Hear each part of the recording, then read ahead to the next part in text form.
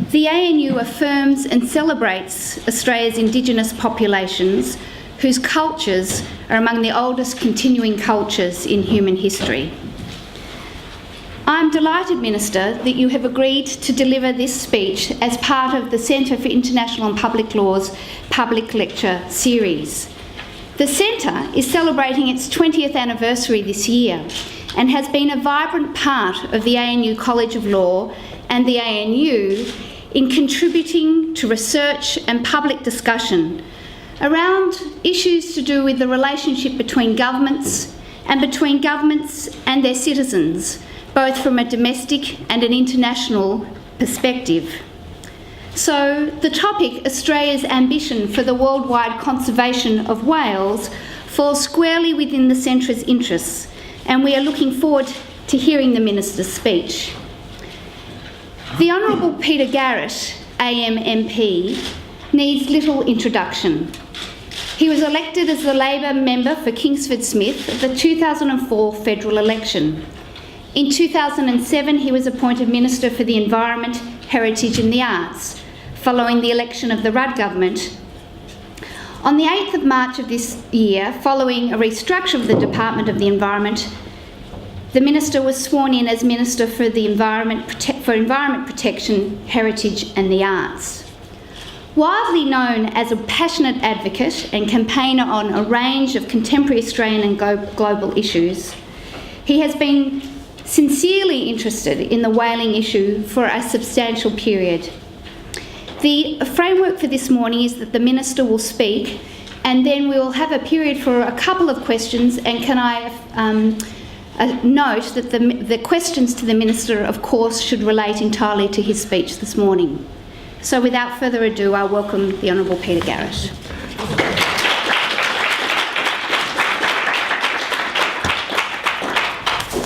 Thank you very much, Kim, and I also add my acknowledgements to the traditional owners, and also congratulate the Centre for International and Public Law on providing the opportunity for students to consider these important issues over a period of some 2 decades. Today I want to address one of the most vexed international public policy issues we've faced in recent times, one that successive Australian governments have grappled with since the early 1980s, when Australia supported the introduction of a moratorium on commercial whaling.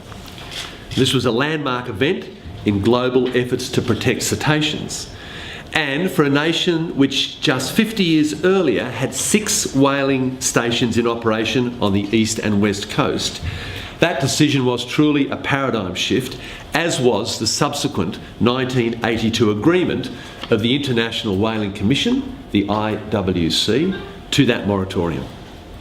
Within 5 years of the IWC's adoption of the moratorium, Chile, Peru, Spain, the USSR and Korea all ended their commercial whaling.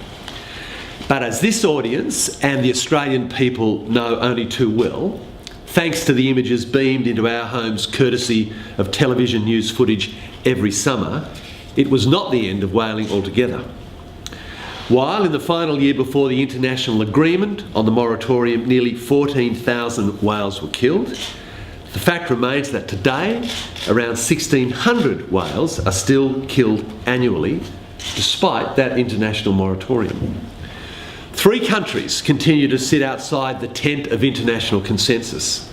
Norway and Iceland killed more than 688 whales in 2009-10 under objections and reservations to the moratorium.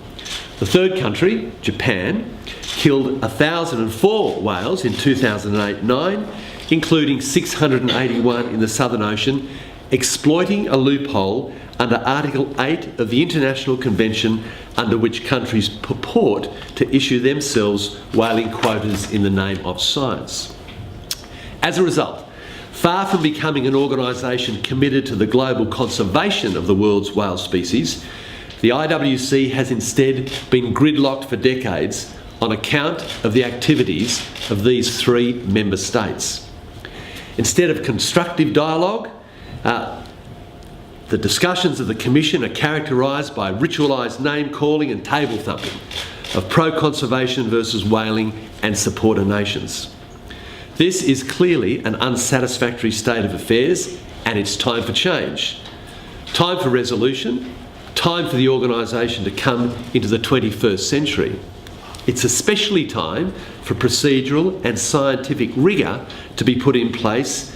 Time for the IWC to refashion itself and look outwards to the state of the world's cetaceans, dolphins, porpoises, and of course the great whales. Australians see firsthand the beauty of these creatures, but we also see what takes place every year in the waters to our south. We see the arrival of the whaling fleet and the dangerous clashes with environmentalists in the Southern Ocean. We're told of whale meat sold in supermarkets, and yet we hear that it's taken in the name of science. And the Japanese have increased their whale quotas over recent years to more than double what they were when they first issued the moratorium. Norway and Iceland's quotas are also increasing. Although the IWC in its initial decades presided over the systematic exploitation of whales, in fact over-exploitation of whales, it is the case that the modern era has brought some successes, including the moratorium on commercial whaling and the establishment of whale sanctuaries. Largely as a result of the moratorium, we're seeing welcome signs of recovery in some whale populations. Many of us have now had the experience of watching humpback whales, which are increasingly numerous along the east coast of Australia. But worryingly, some populations, for example the humpback whales of Fiji, are showing no signs of recovery. Even the population of Antarctic blue whales, the largest mammal to have ever lived, remain at less than 2% of their pre-whaling numbers. Yes, some claim that the IWC is dysfunctional and on the verge of collapse, but in the absence of any other kind of relevant international forum, Australia still regards the IWC as the primary international body with the responsibility to conserve and manage cetaceans. We recognise that whilst there are many difficulties and challenges, we say it's time to shake off the shackles of perpetual dissension and now take another big step forward, just as nations did when the moratorium was introduced a few short decades ago. In fact, we believe there's now the opportunity to build on the successes of the past to bring the IWC into line with modern conservation-focused international organisations capable of effectively addressing environmental challenges. At present, much of the collective work of the Commission and its members is undermined by the Convention provisions under which signatory countries opt out of responsible collective management through, firstly, the use of reservations and objections, and secondly, the self-issue of whaling quotas under the Article 8 Special Permit Scientific Whaling provision. As we know, it's the resulting tensions between countries and procedural difficulties that hamper constructive moves towards modernising the IWC.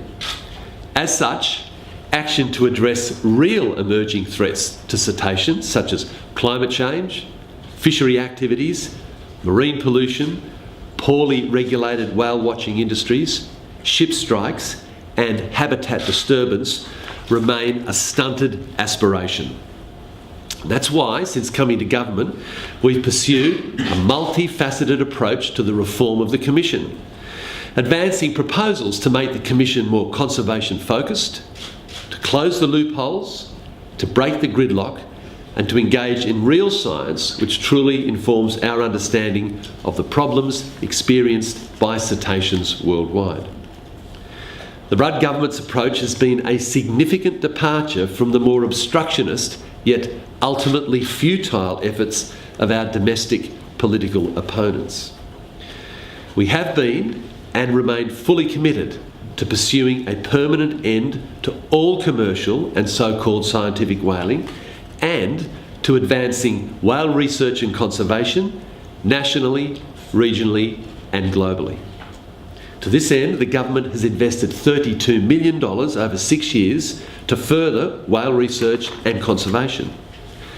Important activities under this program include the world's largest non-lethal international whale research program, the Southern Ocean Research Partnership, groundbreaking non-lethal cetacean research undertaken or coordinated by the Australian Marine Mammal Centre, based at the Australian Antarctic Division, and conservation management plans to protect whales from new and emerging threats like ship strikes, climate change and habitat degradation.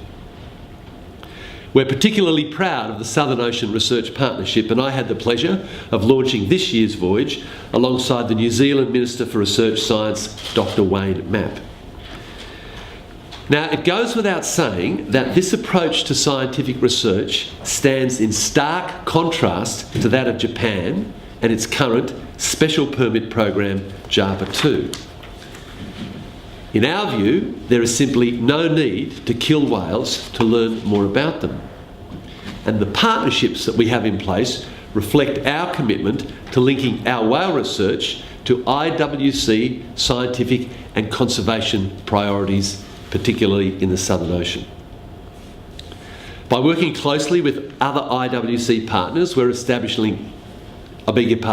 establishing strategic linkages with other relevant, non-lethal international research efforts and ensuring that we share the rationale, methodologies and results of the research. However, our commitment to reform is also why for nearly 2 years now, the government has been engaged in the discussions within a small working group process established by the IWC to assist the Commission to resolve a number of intractable issues which have eluded agreement in the past. Now, what has been clearly demonstrated through the negotiations is that reforming treaties and conventions written long ago is no easy matter. That said, at its 60th annual meeting in Santiago in June 2008, the IWC did embrace the need for reform, and we welcomed that. In fact, we were urging that. And it created the small working group charged with assisting the Commission to arrive at a consensus solution to the main issues it faces. Australia has actively contributed to efforts to identify the elements of a reform package for the IWC. But we've also done that on the proviso that we will not write a blank cheque for open-ended dialogue. We've always said that the process must deliver on our key goal: better conservation of the world's cetacean species. Just last week, a critical juncture was reached. Notwithstanding the best efforts of officials from Australia and others participating in the support group set up to advise the IWC, the support group discussions did not result in any consensus on the best way forward. Australia believes the proposal before us falls well short of any outcome that Australia could accept. And now New Zealand, previously a proponent of compromise, has stepped back from the proposal put forward by the IWC chair. We have a number of objections to the package that's been put forward. It proposes that IWC parties accept the legitimacy of limited commercial whaling and agree to a quota on the number of whales that can be killed each year for the next decade by Japan, Norway and Iceland. The package effectively rewards those who've opted out of IWC management decisions in the past. It proposes the sanctioning of whaling in an IWC sanctuary, the Southern Ocean Whale Sanctuary, and to allow coastal whaling off Japan. The arrangement would also allow whaling on threatened species including sei and fin whales, and it would establish the quota of whales to be killed through ad hoc measures, which the arrangement's supporters claim are scientific, but which are not based on any IWC agreed scientific procedures. Critically, the proposed arrangement also fails to provide a guaranteed mechanism or timetable to address the reform of Article 8 on scientific whaling, to close the loophole under which the Japanese have claimed their use of a grenade-tipped harpoon as whaling constitutes science. In short, we believe that should the Chair's proposal be implemented without substantive change, it would set whale conservation back by decades. Sanctuary status would remain a paper protection. Yes, the establishment of a South Atlantic whale sanctuary would be a positive step under the proposed agreement, and one which pro-conservation countries have sought for many years. But this achievement would be greatly devalued if the arrangement simultaneously sanctions whaling in said Southern Ocean sanctuary. Some argue that the proposed 10-year arrangement would be an improvement over the status quo, since whaling could be controlled. There would be an agreed cap on the number of whales killed, and only the 3 countries currently whaling would be allowed to kill whales. They argue that there will be a significant reduction in the number of whales killed, with as many as 5,000 whales to be saved over 10 years, and that this should be the main criterion upon which the entire arrangement should be assessed. Now, it's not clear at the present whether any reductions will be benchmarked against the quotas which the 3 whaling countries issue themselves, or against the actual number of whales taken, which are often much lower than the quotas. Of course, at first glance, any reduction in the number of whales killed sounds positive. A diplomatic agreement that got us a step closer to achieving an end to whaling could be a positive step. But the numbers in the current proposal have been put forward by the IWC chair, not by the whaling nations, who've refused to offer any credible reductions, despite that being one of the premises upon which the support group was constituted. Consequently, there's no indication yet that whaling nations will agree to them. Right now, the so-called reductions exist on paper only. In effect, they are paper whales. And we need to ask the critical question, what price are we being asked to pay for these reductions if they were to be agreed? The number of whales to be killed is only one aspect of this arrangement. Critically, the arrangement would not close the scientific whaling loophole. Even worse, discussions on how to achieve this are put off until later in the 10-year period. And if all that is not bad enough, the whaling nations want the cost of funding the proposed new provisions to monitor and inspect the way the whalers are conducting their hunts and managing the distribution of whale meat and whale products to be shared across the IWC partnership. In effect, this is asking the Australian taxpayer to foot the bill for supporting whaling operations around the world. It should not surprise others that we find much to object to on this count. Moreover, the arrangement says nothing about what will happen at the end of the 10-year period. We hold concerns that if limited commercial whaling is sanctioned and guaranteed for the next 10 years, this may have the unforeseen consequences of breathing new life into this dying industry. Iceland has already indicated it wishes to engage in increased international trade in whale meat and whale products. This, surely, would represent a very real first step in the dismantling of the moratorium. Australia simply believes that whales are worth more alive than dead. Whilst we've advanced scientific, principled arguments to support our position, we also firmly believe in the economic benefits that can be reaped through the conservation of whales. The commercial whaling industry, now in decay, with ageing infrastructure, low and falling demand, oversupply and increasing debt sustained only through government subsidies. Left to market forces, the whaling industry would and should be long gone.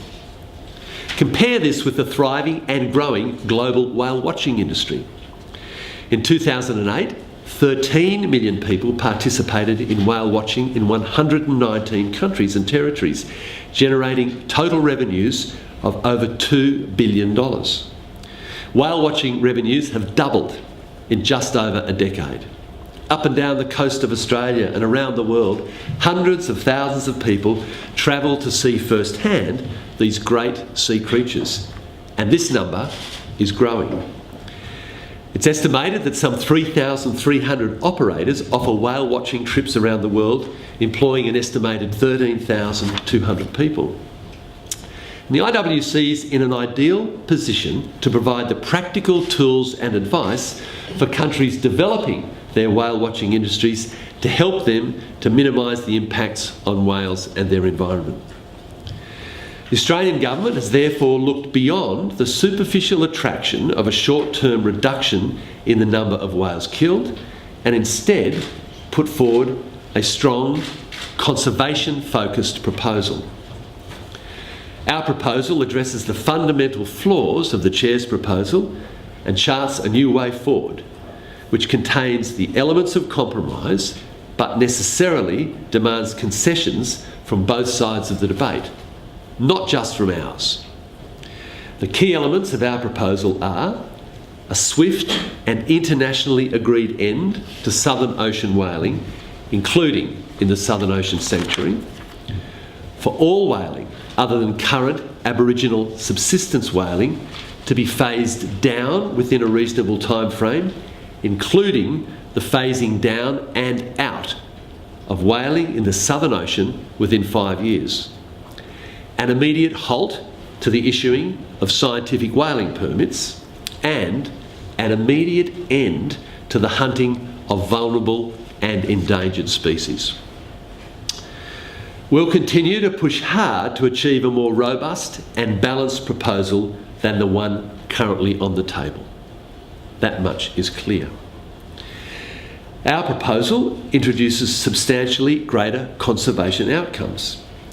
It explicitly calls for the maintenance of the moratorium, which, after all, underpins the conservation rationale of the IWC, and rejects the use of interim measures dressed up as, to quote, the best available science to determine whale quotas for the 10-year duration of the package. And it would not allow whaling on threatened populations or on those populations where scientific knowledge is poor or unavailable. Unrealistic? I don't think so. While our proposal explicitly recognises that our end goal, the permanent elimination of all whaling other than Aboriginal subsistence whaling, will be difficult to achieve immediately, to acquiesce to a proposal that asks us to abandon the gains of the past is not a place where I hope many nations would wish to be in the future. I have been speaking to counterparts all around the world over the last few weeks, and many are supportive, and I'll be ramping up that dialogue in the weeks to come. With the June meeting of the IWC looming as critical in terms of the deadline for negotiations, the government will mobilise our diplomatic resources in the coming weeks to make clear our views. The IWC proposal, which would legitimise the commercial whaling of nearly 1,300 whales per year, falls well short of any outcome that Australia could accept. And we've said consistently that we're prepared to take international legal action to stop so-called scientific whaling in the Southern Ocean. We've asked officials to prepare detailed options for the government, including the option of legal action to stop Japan's scientific whaling. As we weigh up all the relevant developments, if we judge that we are unlikely to achieve our objectives diplomatically, the government will be ready to proceed with legal action. In the face of significant opposition, Australia has stayed strong in its commitment to whale conservation. We've won welcome support for our position from other allies, particularly in South America and some countries in Europe. We've seen genuine engagement among IWC member nations on the need to reform the IWC and acknowledgement of the need for a more pro-conservation agenda for the organisation. But with the release of final papers for the annual IWC meeting this past week, one thing is very clear: we are still far from consensus. So I'll conclude by restating our position. We remain resolutely opposed to commercial and so-called scientific whaling. We are committed to the moratorium on commercial whaling, and we want to see an end to all whaling in the Southern Ocean. We recognise the significant difficulties to be overcome to achieve this goal, but we are considering all our options, diplomatic and legal, in the period ahead. Looking forward to the June meeting in Agadir, I expect the discussions will be serious and intense. If it comes to a vote, numbers on the floor of the IWC will be close, as a 75% majority is required for a proposal to be endorsed. It's critical that the voices and opinions of civil society are heard on this issue in the scant few weeks we have left before IWC 62. And to this end, I can assure you that until the meeting itself, the government will be working hard, both publicly and behind closed doors, in an effort to drive real reform at the IWC. Australia and all those who are campaigning for an end to whaling hope that in the lead up to this year's IWC meeting in Morocco, member nations can rediscover the same spirit of cooperation that allowed the Commission to agree to a moratorium on commercial whaling back in 1982. We must seize the moment and move forward on the conservation of these great sea creatures and ensure their future for generations to come. Thank you.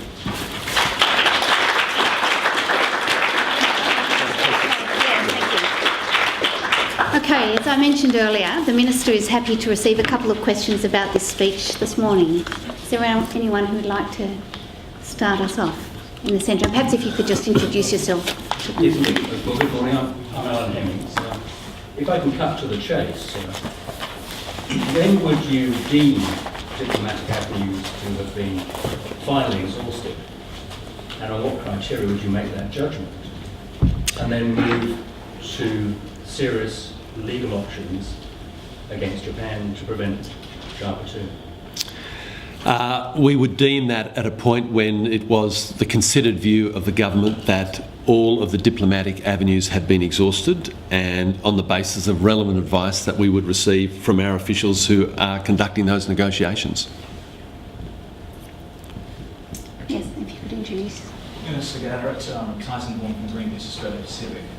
There's been some recent evidence that's come to light about Japan engaging in the illegal sale of whale meat internationally, from the Hatfield Marine Science Centre at Oregon University that found whale meat being sold in the United States and Korea, along with the allegation of domestic embezzlement of whale meat from Tokyo to Greenpeace situation.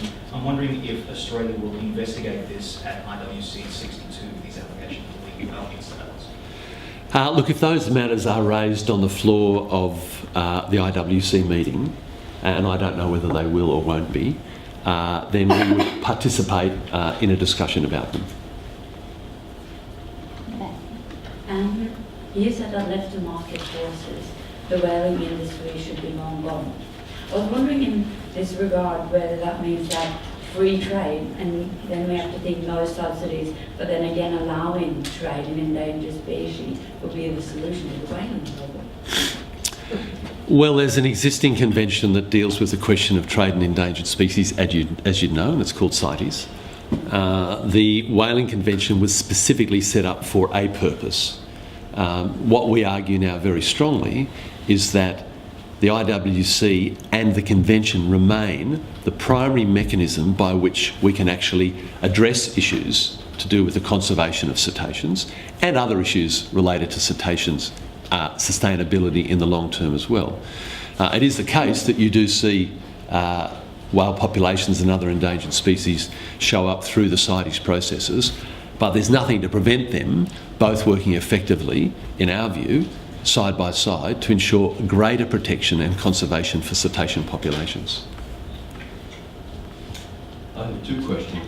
One is, could you expand upon the flaws in the Japanese claims that their operations are scientific? And the second is whether you could tell us something about the process, the legal process by which the government might confront the Japanese. Yeah. Look, I might go to the second part of your question first, sir. I won't be providing additional comment on the legal procedures or decisions that the government is likely to take. Clearly that is a matter for the government to determine, both on the basis of the advice that it's received, but also in terms of its engagement on the issue. It's something which we will make the decisions on at the appropriate time. And to rehearse or provide additional information wouldn't be appropriate. On the question more broadly of the scientific whaling issue, I think there's been a history that some people here know of contestation of the data that has been produced by countries, in this instance by Japan, to make the claim that the activities that they were conducting in the Southern Oceans were indeed scientific. And there has been contestation of the rigour of that material that's been produced, and additionally of the actual scientific process that the Scientific Committee of the IWC considers necessary for making judgments about decisions that are taken by nation states in relation to science and whaling. What's Australia's approach to this? Very simply, it's to provide, if you like, the opportunity for countries to join us in whaling research which is non-lethal. And that's the whole purpose of the Southern Ocean Research Partnership. And it provides the opportunity for us to partner with other like-minded nations to clearly demonstrate that it is possible, using sophisticated techniques, sharing knowledge and resources, to be able to do equivalent and proper and rigorous science on these species without them being harpooned. There's one question over there. Two more questions, Mr. Garrett. The first is, do you know why New Zealand adopted its current position? The second is, could you tell us the size of the membership of the IWC? Because we're dealing with that versus 3 nations. And I don't know why the numbers don't count against 3 nations. Well, as to why New Zealand, the New Zealand minister made the comment that he did about the chair's proposal, when in fact New Zealand had been involved in advancing a compromise proposal.